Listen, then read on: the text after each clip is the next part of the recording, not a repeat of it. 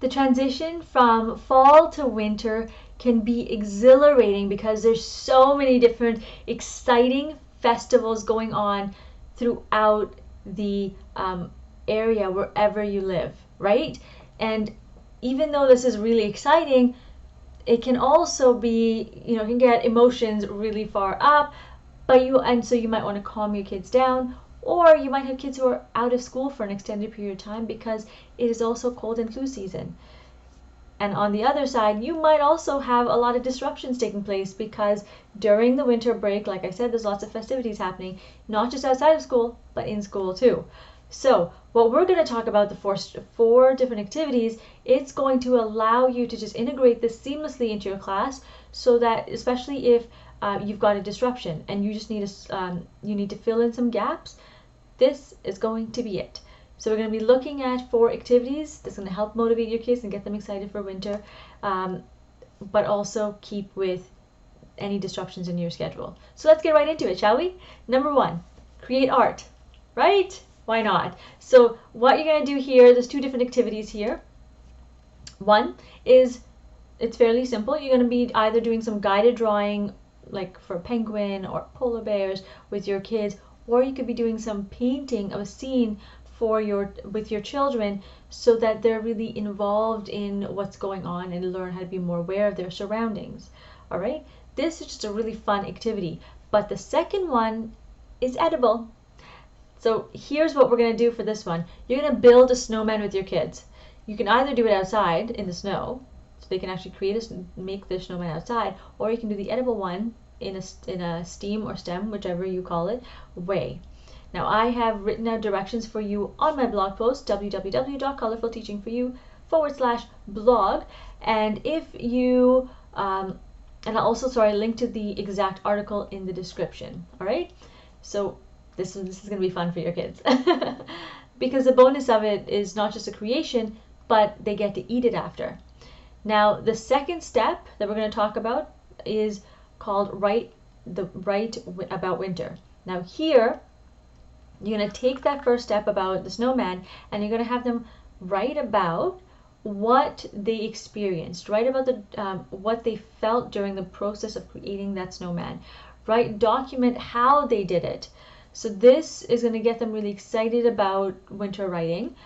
And then the next step is, especially for your older kids, I've created winter writing prompts that are picture based, so that it's more reflective, more intuitive, more calming of an activity, and it also helps with kids who might have dyslexia or who are just struggling with reading, because they're only looking at pictures and they're reflecting on what they feel they need to write about. Okay, so if you would like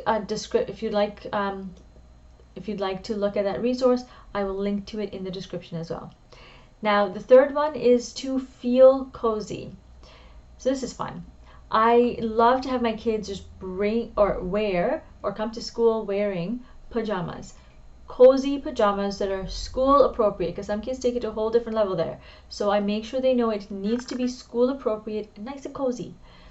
So when they come in, you can have them sitting around in a circle, however you want them to sit. But for the second part of this particular activity, it's probably best to have them in a circle, unless you choose not to do that second part.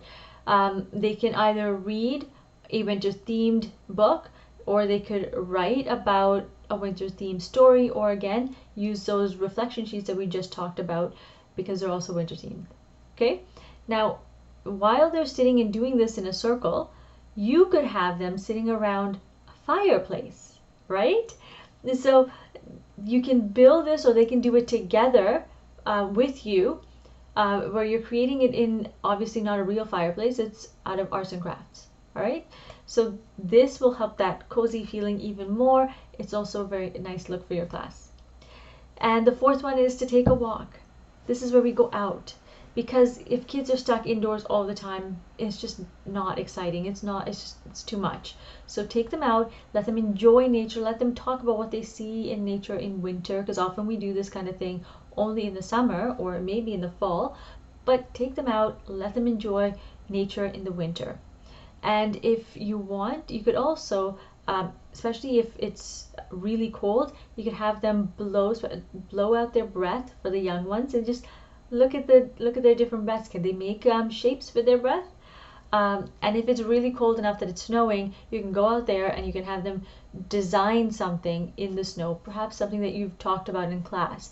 This can be done for the young ones, but also for your high school students, because maybe you're talking about designing a room, then they're doing this together. They can design a room outside in the snow because it might have design class.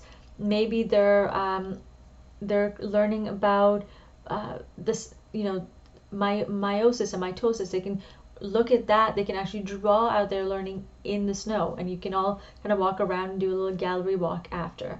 So there's a lot that you can do here. Let's recap really quickly. We talked about the importance of really engaging your children in these different winter activities, and we've looked at 4 different things that they can do.